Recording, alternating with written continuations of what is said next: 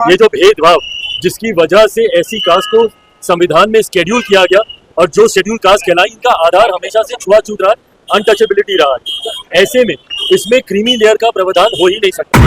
नहीं, वो स्वार्थी लोग वैसा कर रहे हैं। ये कहाँ बात है? भुइयां मुसा डोम मेहतर जो हमारे शेड्यूल कास्ट के हैं, के को आईएएस, के को आईपीएस अफसर हैं, के को इंजीनियर चीफ है, के को चीफ इंजीनियर हैं, और जो आज क्षोभ व्यक्त कर रहे हैं चार जातियां, उनका सब है। इसका मतलब शेड्यूल कास्ट का वही लेते रहे। 76 वर्ष तो लिया उन लोगों ने। जातीय आरक्षण को लेकर के बिहार में जो है बहुत ही घमासान मचा हुआ है। और बिहार में बता दे रहा हूं कि चिराग पासवान का विरोध कर रहे हैं जीतन राम मांझी, और कह रहे हैं कि मतलब चिराग पासवान लालची हैं। और साथ में बता रहा हूं कि जो जीतन राम मांझी के जो बेटे हैं संतोष सुमन, वो मतलब चिराग पासवान को सपोर्ट कर दिए हैं। ये तमाम सारे वीडियो में आपको मैं दिखाऊंगा कि कैसे जो है किसका क्या कहना है। ये वीडियो आप पूरा देखिए। देखिए, मेरा कहने का मतलब ये कहाँ की बात है कि जो आदमी बढ़ गया है वो बढ़ते रहे, और जो आदमी पीछे है उसका केयर नहीं किया जाए। इसीलिए हम हर हालत में सुप्रीम कोर्ट का जो आदेश है उसका स्वागत करते हैं। ये जो जजमेंट आया है ये 10 साल पहले आना चाहिए था। आज स्थिति है साक्षरता, भगवती हमारे अंबेडकर साहब के अनुसार साक्षरता एक मानदंड है सबसे नीचे होने का। शेड्यूल कास्ट की साक्षरता दर 30% है, और उसमें भुइयां, मुसहर, डोम, मेहतर, नट, ये सब का साक्षरता दर 15% से नीचे है। तो जिसको 30% या ऊपर साक्षरता दर है उसको सुविधा मिलनी चाहिए, मैं नहीं कहता हूँ, लेकिन जिसकी साक्षरता दर 7% है, 8% है, उसको तो ज्यादा पुश करना ही चाहिए। इसलिए सुप्रीम कोर्ट ने आदेश दिया है कि जो समाज में नीचे गिरा हुआ है उसको बढ़ाने के लिए प्रयास होना चाहिए।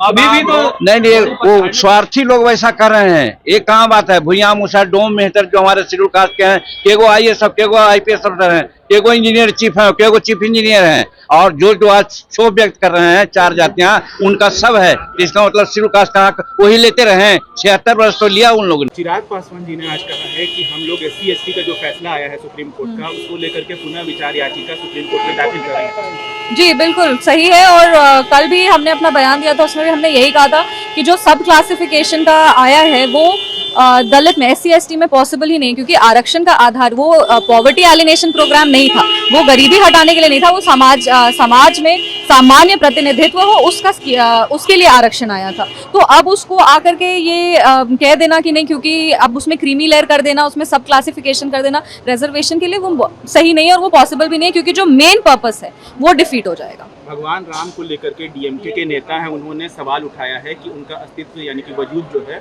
वो सिर्फ कहने के लिए है, असल में नहीं है।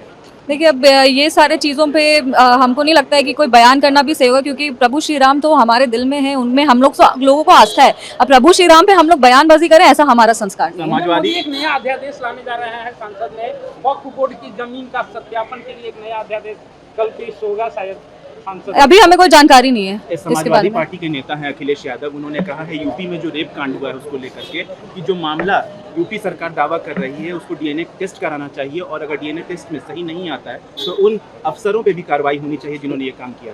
इसके बारे में हमने अभी कुछ पढ़ा नहीं है, मेरे को नहीं पता ये मैटर, अभी इसके बारे में कुछ हमने पढ़ा नहीं है। आशा किरण होम शेल्टर 15 लोगों की लाशें मिली है, कैसे इसमें बिल्कुल जांच होना चाहिए। बहुत ही दुर्भाग्यपूर्ण है कि आज भी हमारे देश में ऐसी चीजें हो रही हैं, और अगर महिलाओं के अस्तित्व के साथ, महिलाओं के सम्मान के साथ खिलवाड़ होता है, उसके खिलाफ हम लोग हमेशा खड़े रहेंगे। ऑब्जर्वेशन सुप्रीम कोर्ट के द्वारा आई उस पर हम लोगों की भी असहमति है, और इस असहमति को प्रमुखता से हम लोगों ने दर्ज किया है। हम लोग इस बात को लेकर स्पष्ट है कि अनुसूचित जाति का आधार अनटचेबिलिटी है, इसका कोई शैक्षणिक आधार नहीं है, इसका कोई आर्थिक आधार नहीं है। ये जो भेदभाव जिसकी वजह से एससी कास्ट को संविधान में शेड्यूल किया गया और जो शेड्यूल कास्ट कहलाई इनका आधार हमेशा से छुआछूत रहा है, अनटचेबिलिटी रहा है। ऐसे में इसमें क्रीमी लेयर का प्रावधान हो ही नहीं सकता। रिजर्वेशन विद इन रिजर्वेशन ये कहीं से जायज नहीं, क्योंकि आज भी इतने समय के बाद आज भी उदाहरण एक दलित लड़के का ही मिलता है जिसको घोड़ी पे चढ़ने से रोका जाता है, एक दलित परिवार का ही मिलता है जिसको मंदिर में प्रवेश करने से रोका जाता है। कई ऐसे बड़े नाम भी हैं, मैं नाम नहीं लूंगा, बट कई ऐसे नाम हैं जो बड़े पदों पर हैं, पर अगर वो मंदिर जाते हैं तो उसके बाद मंदिर को गंगा जल से धुलवाया जाता है। तो आज भी भेदभाव छुआछूत के आधार पर हो रहा है। तो ऐसे में रिजर्वेशन विद इन रिजर्वेशन हम लोग भी कतई इससे सहमत नहीं है और लोक जनशक्ति पार्टी रामविलास सुप्रीम कोर्ट में पुनः विचार याचिका दाखिल हम लोग करने जा रहे हैं ताकि सुप्रीम कोर्ट पुनः अपने फैसले पर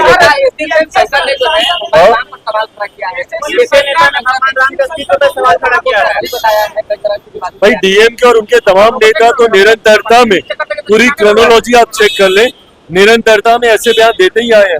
सनातन को डेंगू मलेरिया कहने वाले लोग हैं, सनातन को समाप्त करने के लिए कहने वाले ये लोग हैं। अब प्रभु श्री राम के अस्तित्व पे सवाल ये लोग उठा रहे हैं। मेरा सवाल इनके घटक दलों से है ना, जो लोग इनके साथ बैठते हैं। भाई राहुल जी बताए ना, भारत की संसद में जब वो लहरा कर जब वो महादेव की तस्वीर को वहां पर दिखा रहे थे, अब जवाब दे कि जब प्रभु श्री राम के अस्तित्व पर भी सवाल खड़े किए जा रहे हैं तो सहयोगी के नाते इन लोगों की सोच क्या है? नियमों में बदलाव करने का फैसला लिया है जिसके लिए वो सांसद में भी पेश करेंगे अपना कहते। एक बार प्रस्ताव सामने आ जाए, उसको पढ़ लिया जाए क्या है, उसके बाद क्योंकि अभी ये जानकारी सामने आई तो एक बार ये सारी चीजें आ जाए कि उसमें क्या क्या उसमें प्रावधान किए गए हैं, किन किन चीजों में बदलाव किया जा रहा है, एक बार उसको पूरी तरीके से पढ़ लिया जाए। उसके बाद हम समझते हैं कि हम लोग अपना काम कर रहे हैं और गरीबों के लिए बेहतरी के लिए उनके आरक्षण के लिए हम लोग अपना काम कर रहे हैं और हम लोग कहीं पर कोई हताश नहीं है, सब काम गरीबों का होगा। हो गया का जो फैसला आया सुप्रीम कोर्ट का, उस पर आप क्या कहेंगे? देखिए, माननीय न्यायालय का फैसला है, ज़्यादा हम टिप्पणी नहीं करेंगे।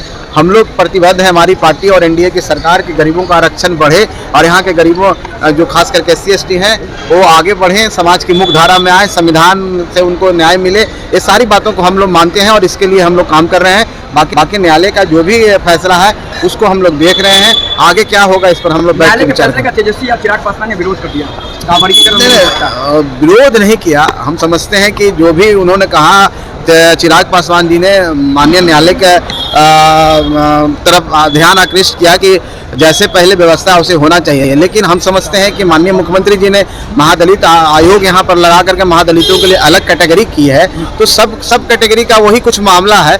लेकिन अभी ज्यादा टिप्पणी हम लोग नहीं करेंगे, पूरी हम लोग उसको पढ़ लेते हैं, उसके बाद हम इस पर विचार। आपके डिपार्टमेंट से सर, जिस तरीके से झारखंड में अलर्ट हुआ है, आपदा प्रबंधन विभाग ने भी अलर्ट किया है, किस तरीके से आप लोगों ने इस पूरे अलर्ट को लिया है और किस तरीके से विभाग काम कर रहा है? देखिए, आपदा प्रबंधन विभाग इन सारे चीजों पर ध्यान रख रहा है और हम लोग समय पर लोगों को सूचित कर रहे हैं, पूर्व सूचित कर रहे हैं कि कहाँ पर साइक्लोन का प्रभाव होने वाला है, कहाँ बारिश होने वाली है, और सारे संबंधित विभाग को अलर्ट कर दिया गया है, चाहे स्वास्थ्य विभाग हो और भी विभाग जो इससे कंसर्निंग है, चाहे हमारा जल संसाधन विभाग हो, जितने विभाग हैं सबको हमने अलर्ट जारी किया और सारा विभाग मुस्तैद है और सारे जिले के जिलाधिकारी के पास हर चीज पहले से चला जाता है और सब लोग सजग हैं, सतर्क हैं, ऐसी कोई अनहोनी हो। तो अभी आप सुन रहे थे जीतन राम मांझी का और चिराग पासवान का, संतोष सुमन जी का, और जो है मतलब जो संभवी चौधरी है जो समस्तीपुर के सांसद हैं, तमाम सारी जो है उनके सब बयान आपको मैं सुनाया हूं।